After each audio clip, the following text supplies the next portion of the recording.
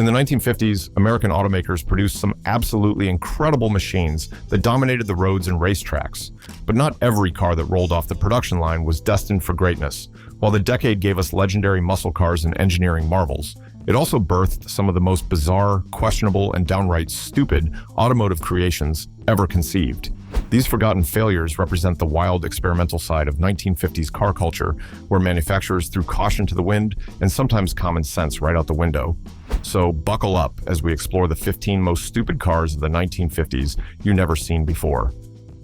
Number 15, 1958, Ford Edsil.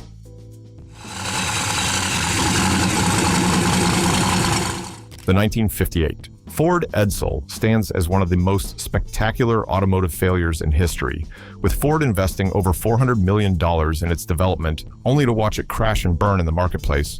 The Edsil was designed to fill a gap in Ford's lineup between the mainstream Ford brand and the luxury Lincoln division.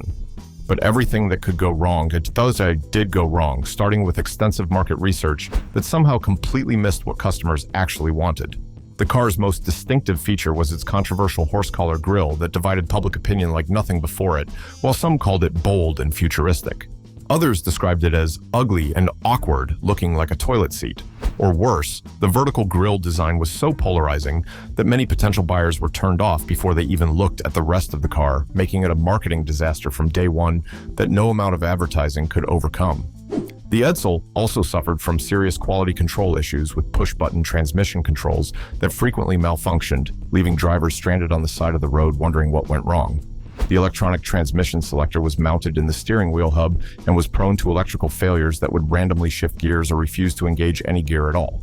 Making driving an adventure nobody wanted to experience while creating safety hazards on busy roads. The car arrived during the 1958 recession when buyers were looking for economy, not flashy, new luxury features with questionable reliability and a price tag that put it out of reach for many families who were tightening their belts.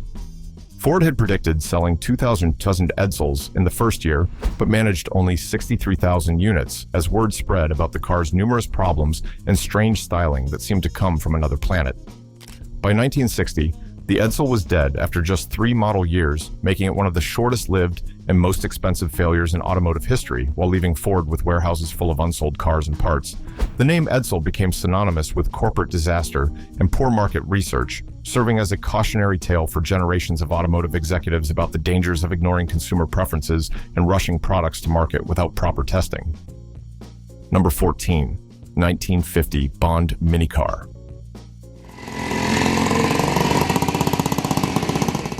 The 1950 Bond Minicar was a British three-wheeler that looked more like a motorized shopping cart than an actual car designed for maximum fuel economy during post-war rationing when gasoline was scarce and expensive. The Bond featured a single front wheel steered by handlebars like a motorcycle rather than a steering wheel.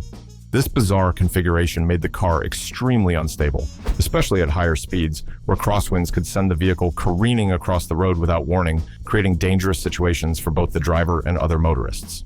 The lightweight fiberglass body offered virtually no protection in a crash and looked like it was made from leftover boat parts, while the tiny 122cc motorcycle engine struggled to reach speeds above 30 miles on flat ground, making highway driving completely impossible and city driving barely tolerable. The Bond's most ridiculous feature was its reverse gear, or rather lack thereof. Since three-wheelers were classified as motorcycles in Britain, they didn't require reverse gear, so drivers had to physically push the car backward when needed, which became a humiliating daily routine for owners who had to get out and manually reposition their vehicle in parking lots and driveways. While onlookers watched in amazement, the interior was cramped beyond belief, with barely enough room for 2 adults and no storage space whatsoever, forcing passengers to hold their belongings on their laps during even the shortest trips, while the seats were nothing more than basic cushions that provided no support. Despite marketing claims of excellent fuel economy, the Bond's practical limitations made it unsuitable for anything beyond the shortest city trips, while rain leaked through the poorly sealed body panels, soaking occupants during bad weather and making every journey a miserable experience. The heating system was virtually non-existent, making winter driving a miserable experience where passengers would arrive at their destination numb with cold and questioning their life choices, while the lack of proper weatherproofing meant that snow and rain would accumulate inside the cabin.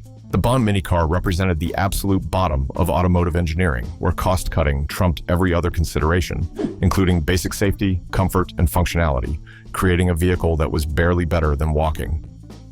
Number 13. Messerschmitt KR200.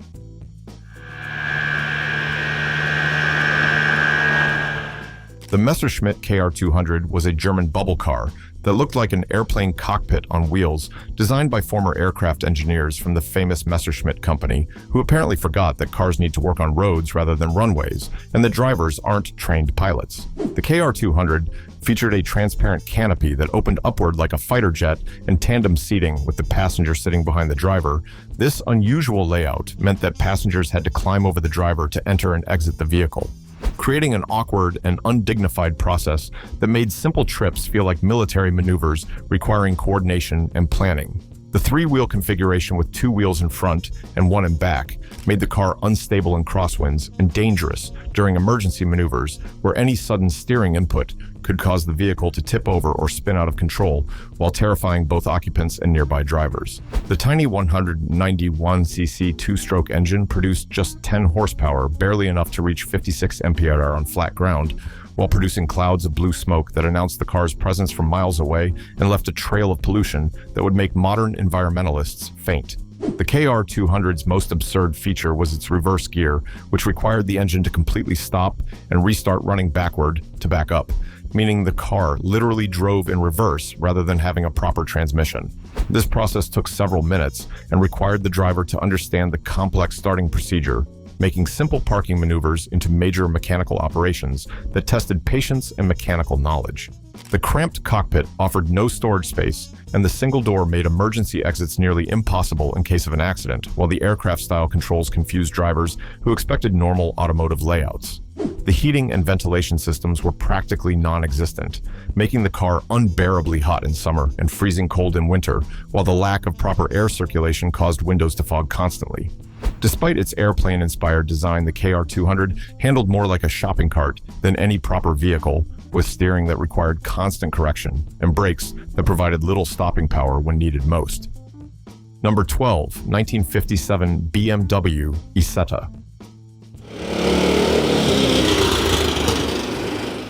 The 1957 BMW Isetta was an Italian-designed bubble car that BMW licensed and produced in Germany, featuring one of the most impractical door arrangements ever conceived, where the entire front of the car, including the windshield, served as the only door, which opened forward on hinges, creating a situation that looked more like a science fiction movie than real transportation.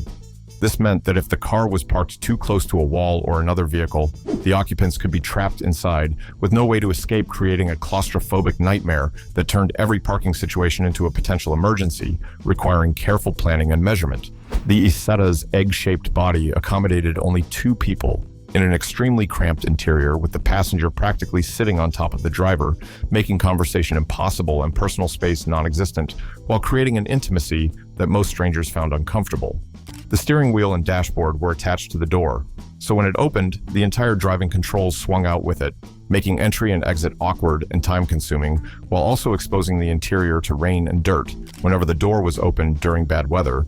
The single-cylinder 245cc engine mounted in the rear produced just 12 horsepower, giving the Isetta a top speed of barely 53 mph, an acceleration that could charitably be described as glacial, making merging onto highways a terrifying experience that required perfect timing and a lot of prayer, while other drivers honked impatiently. The three-wheel design with two wheels up front and one in back made the car notoriously unstable, especially when cornering or dealing with side winds that could literally blow the lightweight vehicle off course and into oncoming traffic. The Isetta's most ridiculous feature was its canvas sunroof, which was the only emergency exit if the front door became jammed, creating a situation where escaping the vehicle required climbing through a hole in the roof like some kind of automotive submarine. While hoping nobody was watching, heating and air conditioning were non-existent, making the glass bubble cockpit unbearably hot in summer and freezing in winter, while the lack of proper ventilation caused windows to fog up constantly, making visibility poor and driving dangerous. Number 11. GGO Mobile Dart. The The GGO Dart was an Australian attempt to create an affordable microcar that ended up being one of the most poorly executed vehicles ever produced, featuring a tiny 293cc two-stroke engine that produced pathetic amounts of power, making highway driving virtually impossible while creating clouds of blue smoke that marked the car's location from miles away and announced its mechanical problems to everyone. The Dart's most stupid design choice was its extremely lightweight construction, which made it dangerous in any kind of collision or strong wind, where the car would literally blow around on the highway like a toy being pushed by an invisible hand. While other drivers watched in amazement and concern, the interior was so cramped that two average-sized adults could barely fit inside, while the driving position was incredibly uncomfortable with the steering wheel positioned at an awkward angle that forced drivers to contort their bodies just to reach the controls, making every trip feel like a yoga session. The GGO transmission was a crude two-speed manual that was difficult to operate and frequently broke down, leaving drivers stranded on the roadside with a vehicle that was too small to be seen by passing motorists and too slow to keep up with traffic. Creating dangerous situations, the car's electrical system was notoriously unreliable, with lights and ignition failing without warning, leaving drivers in complete darkness or unable to start their vehicle. When they needed it most, while the primitive wiring would short out regularly, the body panels were made from cheap materials that dented easily and rusted quickly, making most GGO look like rust buckets within just a few years, while the paint would fade and peel, revealing the poor quality metal underneath. Despite being marketed as economical transportation, the Dart's frequent breakdowns and poor reliability made it more expensive to own than many conventional cars, while providing none of the comfort, safety, or practicality that buyers expected from real automobiles. The heating system was practically non-existent, and the tiny wheels made the ride quality incredibly harsh over any road surface, turning every trip into a bone-jarring experience that left passengers feeling like they had been through a washing machine while questioning their transportation choices. Number 10, 1956, Renault Doofine.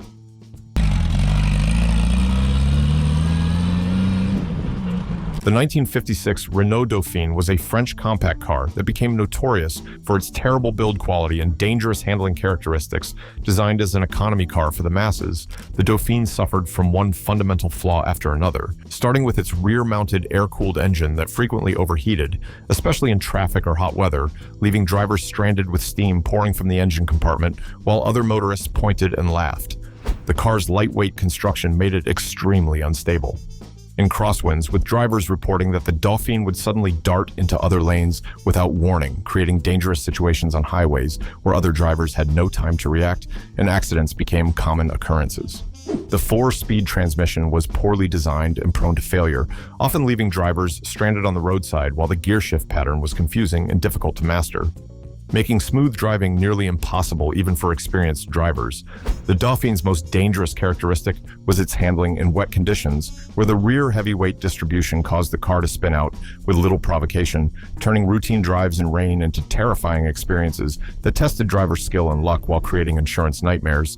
The braking system was inadequate for the car's weight and speed, leading to numerous accidents when drivers couldn't stop in time, while the brake pedal required enormous pressure to achieve even minimal stopping power, making emergency stops nearly impossible. The electrical system was a nightmare of poor connections and cheap components that failed regularly, leaving drivers without lights, horn, or ignition at the most inconvenient times, while creating fire hazards from exposed wiring. The body panels were made from thin steel that rusted quickly, especially around the wheel wells and door frames, making most Doofines look terrible within just a few years, while the paint would fade and peel off in large chunks, making them eyesores. The interior featured cheap plastic components that cracked and broke easily, while the seats provided virtually no support or comfort during longer drives, making every trip feel like an endurance test that left passengers aching and miserable, despite being marketed as reliable family transportation. The Doofine earned a reputation as one of the least dependable cars ever sold in America, while creating a generation of customers who swore off French cars forever. Number 9, Trabant. The Trabant was an East German car that represented everything wrong with communist automotive design, featuring a body made from recycled cotton waste and resin called Duraplast that was heavy, weak, and impossible to repair properly when damaged, since the material couldn't be welded or properly patched, leaving owners with permanent damage that made their cars look like battle casualties. The two-stroke engine produced clouds of blue smoke and had the reliability of a broken clock while consuming oil at an alarming rate that required constant refilling and created environmental hazards. Wherever the car traveled, the Trabant's most ridiculous feature was its complete lack of fuel gauge, forcing drivers to estimate the remaining fuel based on mileage calculations, which led to countless roadside breakdowns when drivers miscalculated their range and found themselves stranded in inconvenient locations. The car's heating system consisted of a simple heat exchanger that barely worked in cold weather, while the electrical system was so primitive that many components like turn signals and windshield wipers were optional extras that most buyers couldn't afford, making basic safety features luxuries. The transmission was a crude 4-speed manual that was difficult to shift and prone to failure, while the clutch was so heavy that operating it in stop-and-go traffic became an exhausting workout that left drivers with aching legs and questioned their commitment to driving. The braking system required incredible physical strength to operate effectively, while providing stopping distances that were dangerously long even under ideal conditions, making emergency stops nearly impossible and creating safety hazards. The Trabant's suspension was virtually non-existent, making the ride quality extremely harsh over any road surface, while the steering was so loose that the car wandered constantly, requiring constant correction to maintain direction on straight roads, making highway driving exhausting. The interior featured hard plastic seats that provided no comfort and cheap materials that fell apart quickly, while the dashboard looked like it was designed by someone who had never seen the inside of a real car and assembled from leftover industrial components. The body panels were held together with visible screws and bolts, giving the car an unfinished appearance that screamed cheapness, while the doors fit so poorly that wind and rain would leak through the gaps, soaking occupants. The Trabant took over 20 years to develop and represented the pinnacle of inefficient communist engineering, where ideology trumped practicality at every turn, creating a vehicle that satisfied nobody and became a symbol of communist failure. Number 8, 1955, Citron 2CV.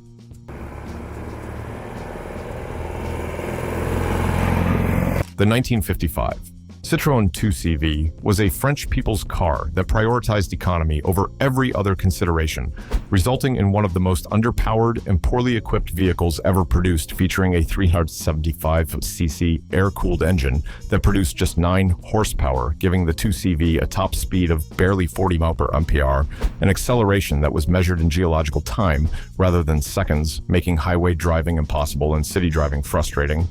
The car's most stupid feature was its corrugated metal body panels that looked like they belonged on a garden shed rather than an automobile, while providing virtually no sound insulation, making every trip a noisy affair that prevented conversation and created headaches.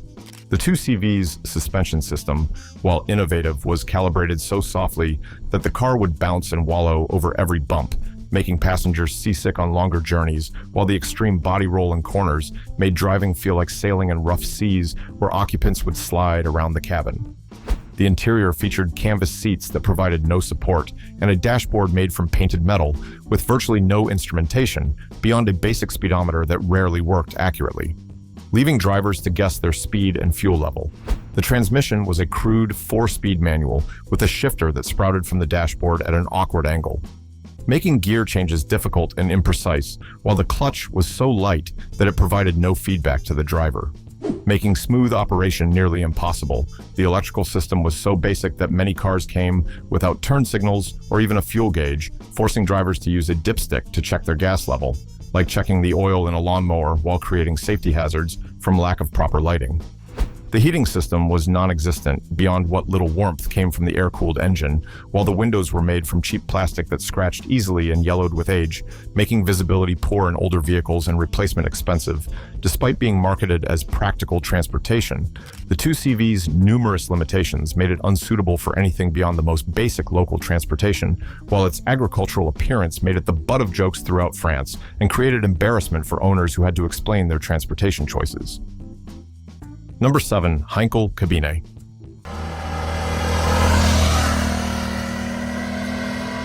The Hankl Cabin was a German bubble car produced by the famous aircraft manufacturer that looked like a miniature spaceship, but performed like a broken shopping cart, featuring design elements that worked fine on airplanes but made no sense on automobiles where different engineering principles applied.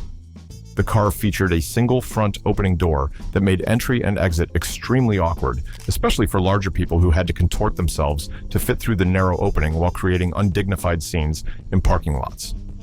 The tiny 174cc engine produced barely enough power to reach 50 mph, making highway driving virtually impossible while consuming fuel at a rate that negated any economy benefits and creating more pollution than larger cars.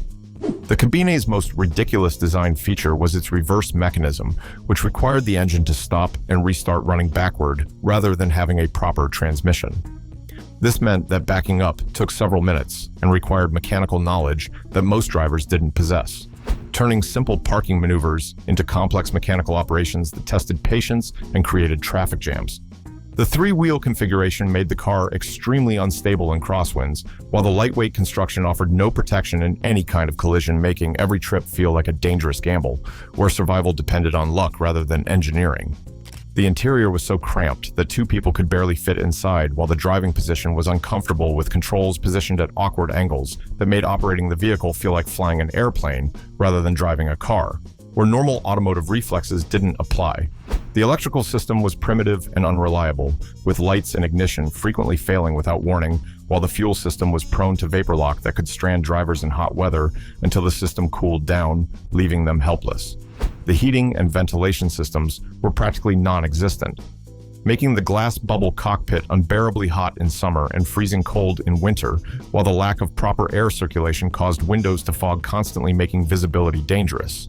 The cabine's build quality was terrible, with body panels that leaked and mechanical components that broke regularly, making it one of the least reliable vehicles ever produced, while replacement parts were impossible to find, leaving owners with expensive paperweights. Number 6, 1958 Zundup Janus.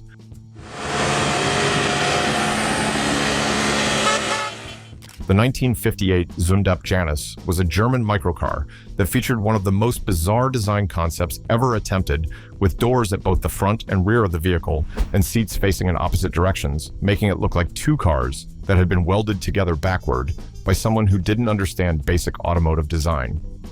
The car's most stupid feature was its rear-facing rear seats, which meant that half the passengers rode backward while watching where they had been, rather than where they were going, creating motion sickness and confusion among passengers who couldn't participate in navigation or enjoy the scenery.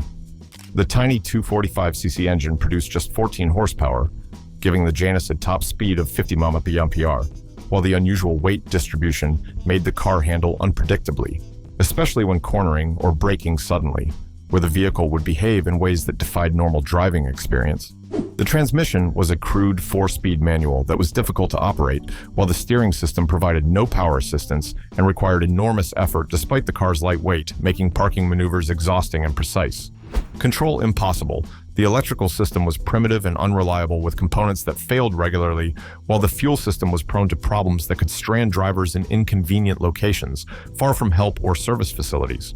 The interior featured cheap materials and uncomfortable seating, while the unusual layout made conversation between front and rear passengers impossible, creating social awkwardness during trips where families couldn't communicate effectively. The heating system was non-existent, while the ventilation consisted of manually operated flaps that provided little airflow, making the cabin uncomfortable in all weather conditions, where occupants would either freeze or swelter. Depending on the season, the build quality was poor, with body panels that didn't fit properly and mechanical components that broke regularly, while the unique design made replacement parts virtually impossible to obtain, leaving owners with unrepairable vehicles. The Janus represented the pinnacle of German engineering overthinking, where a simple design was made unnecessarily complex, resulting in a vehicle that satisfied nobody and created more problems than it solved. Number 5. Berkeley T60.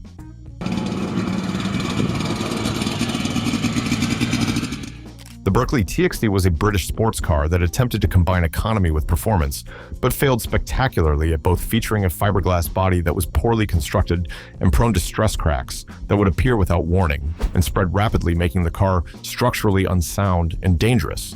To drive, the tiny 328cc two-stroke engine produced clouds of blue smoke and had the reliability of a carnival ride, while providing so little power that the car could barely climb moderate hills, making any journey into mountainous areas. Impossible. The T60's most ridiculous feature was its front-wheel drive system, which was poorly engineered and prone to failure, often leaving drivers without power to the wheels while making terrible grinding noises that announced the car's mechanical problems to everyone within hearing distance and created embarrassing situations. The car's electrical system was a disaster, with components that failed regularly, while the fuel system was prone to vapor lock that could strand drivers in hot weather, leaving them with a car that wouldn't start until it cooled down for hours. The interior was cramped beyond belief, with seats that provided no support and controls positioned at awkward angles that made driving uncomfortable and difficult, while the dashboard looked like it was assembled from spare parts by someone with no aesthetic sense. The transmission was a crude 4-speed manual that was difficult to shift, while the clutch was so heavy that operating it in traffic became exhausting, making city driving a miserable experience that left drivers with aching legs. The T60's suspension was poorly tuned, making the ride quality harsh, while the steering was vague and unresponsive, giving drivers little confidence in corners, where the car would wander unpredictably and create anxiety about maintaining control. The braking system was inadequate for the car's weight and performance, leading to dangerously long stopping distances that made emergency stops nearly impossible while creating safety hazards for both occupants and other road users. The build quality was terrible, with body panels that didn't fit properly and mechanical components that broke regularly, making the T60 one of the least reliable sports cars ever produced, while disappointing buyers who expected British engineering excellence. Number 4, 1950, Crosley Hot Shot.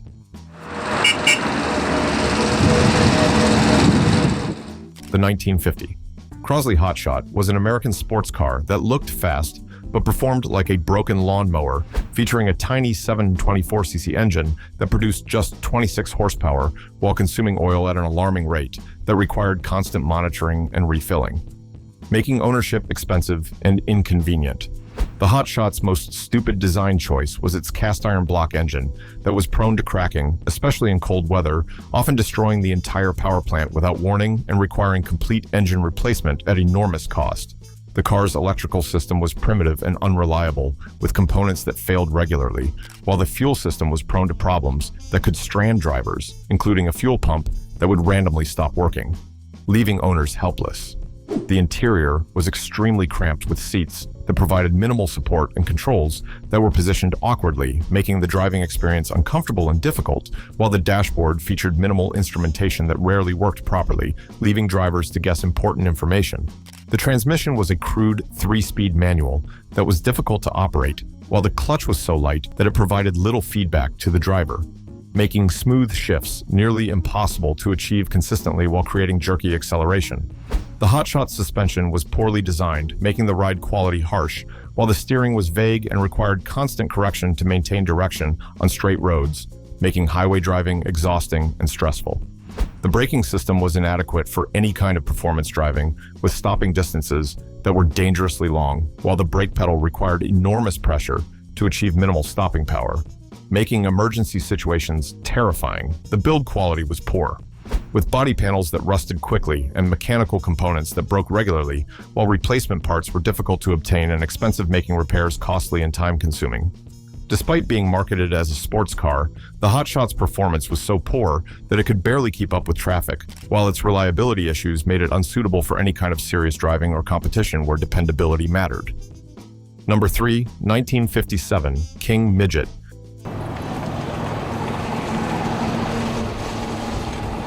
The 1957 King Midget was an American kit car that represented the absolute bottom of automotive engineering, featuring a tiny single-cylinder engine that produced barely enough power to reach 35 mph while making so much noise that conversation was impossible and creating complaints from neighbors. The Midget's most ridiculous design choice was its primitive construction that required buyers to assemble the car themselves using basic hand tools and following instructions that were often unclear or incomplete, resulting in vehicles with questionable build quality that varied dramatically depending on builder skill. The car's electrical system was so simple that it lacked basic components like turn signals or even a horn, while the fuel system consisted of a gravity-fed tank with no gauge, forcing drivers to estimate their remaining fuel based on guesswork and leading to frequent roadside emergencies. The interior was nothing more than 2 basic seats with no dashboard instrumentation beyond a speedometer that rarely worked properly, while storage space was non-existent. forcing passengers to hold their belongings on their laps during trips. The transmission was a crude two-speed manual that was difficult to operate, while the steering system was so primitive that it provided no power assistance and required enormous effort to turn.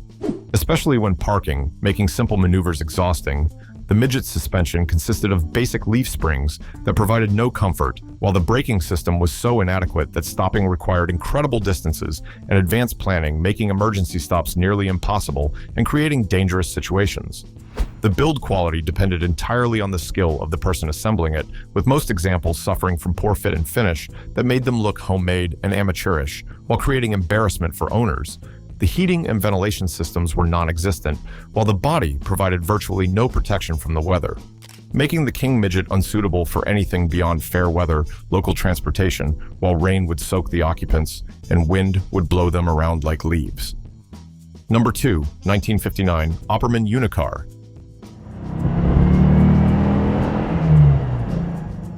The 1959 Opperman Unicar was a British three-wheeler that looked like a motorized bathtub and performed even worse, featuring a single front wheel that made the vehicle extremely unstable, especially when cornering or dealing with crosswinds that could literally blow the car off course and into ditches.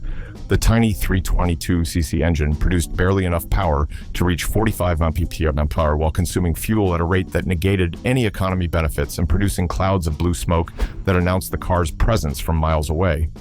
While creating environmental hazards, the Unicar's most stupid design feature was its reverse gear, which didn't exist, forcing drivers to physically push the 800-pound vehicle backward whenever they needed to back up, creating humiliating scenes in parking lots and driveways. While onlookers watched in amazement and disbelief, the car's electrical system was primitive and unreliable, with components that failed regularly while the fuel system was prone to vapor lock. In hot weather that could strand drivers until the system cooled down, leaving them helpless for hours. The interior was cramped beyond belief, with barely enough room for one person, let alone the two passengers. It was designed to carry while the seats provided no support, and the driving position was uncomfortable, making every trip miserable. The transmission was a crude variable, ratio belt drive that was prone to slipping and provided no engine braking when going downhill, making descents dangerous and unpredictable, while the belt would stretch and break regularly. Requiring roadside repairs, the Unicar's suspension was virtually non-existent, making the ride quality incredibly harsh, while the steering required enormous effort and provided little feedback, making precise control impossible and creating anxiety about maintaining direction. The braking system consisted of a single drum brake on each rear wheel that was inadequate for stopping the vehicle safely, while the brake pedal required enormous pressure to achieve minimal stopping power, making emergency situations terrifying. The build quality was terrible, with body panels that leaked and mechanical components that broke regularly, making the Unicar one of the most unreliable vehicles ever produced, while creating constant repair bills for unfortunate owners. Number 1, 1958 Peel P50.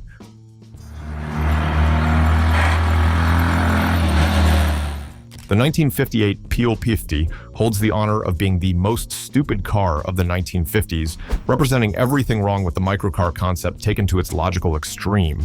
This British three-wheeler measured just 54 inches long and 39 inches wide, making it smaller than most motorcycles while weighing only 130 pounds, which meant strong winds could literally blow it off the road and into oncoming traffic. The P50's most ridiculous feature was its complete lack of reverse gear, meaning that drivers had to get out and physically pick up the entire car to turn it around, creating scenes that looked more like comedy sketches than normal driving while attracting crowds of curious onlookers. The tiny 49cc engine produced just 4.2 horsepower, giving the P50 a top speed of 38 mph and acceleration that was measured in minutes rather than seconds, making merging into traffic a life-threatening experience that required perfect timing and nerves of steel.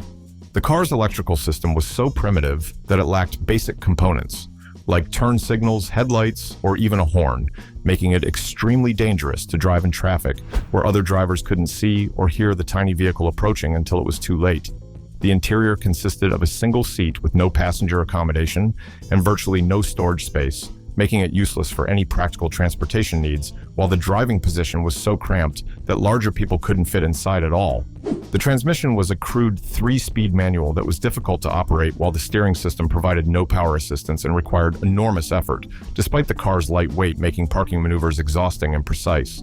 Control impossible, the P50's suspension was non-existent, making the ride quality incredibly harsh, while the braking system consisted of a single cable-operated drum brake that was inadequate for stopping even this lightweight vehicle.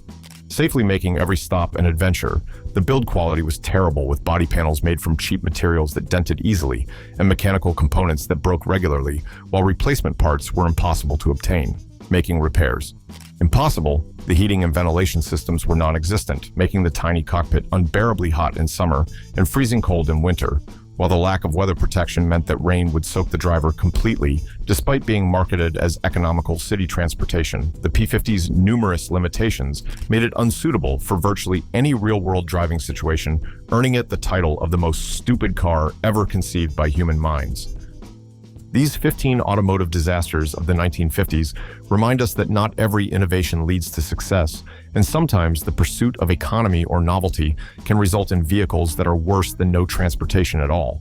While the decade gave us some of the greatest cars ever made, including powerful V8 engines, sleek designs, and engineering excellence, it also produced these mechanical nightmares that tested the patience and sanity of anyone brave enough to drive them, while creating cautionary tales for future generations. Poor build quality, unreliable performance, awkward styling, and misguided technology plagued many of these models, often driven by rushed development timelines or ill-conceived corporate strategies. In some cases, manufacturers gambled on futuristic concepts without proper feasibility studies or consumer research, leading to results that were both impractical and embarrassing. These cars, though created with ambition and sometimes even bold vision, often failed to meet the basic expectations of buyers, tarnishing brand reputations and costing companies dearly in both finances and credibility. Today, these forgotten failures serve as important reminders about what happens when manufacturers cut corners, ignore basic engineering principles, and prioritize cost savings over safety, functionality, and common sense. They illustrate how the excitement of innovation must be tempered with responsibility and rigorous testing. Fortunately for modern drivers, the lessons learned from these automotive disasters helped shape the reliable, safe, practical, and enjoyable vehicles we drive today, proving that sometimes failure is the best teacher, and that progress often comes through learning what not to do rather than what to do. These cars remind us that innovation without proper execution can lead to disasters that become legendary for all the wrong reasons, while teaching valuable lessons about the importance of understanding customer needs and engineering fundamentals before rushing to market with half-baked ideas. Their stories endure as both warnings and oddly fascinating chapters in automotive history, offering insight into how the road to progress is often paved with spectacular missteps.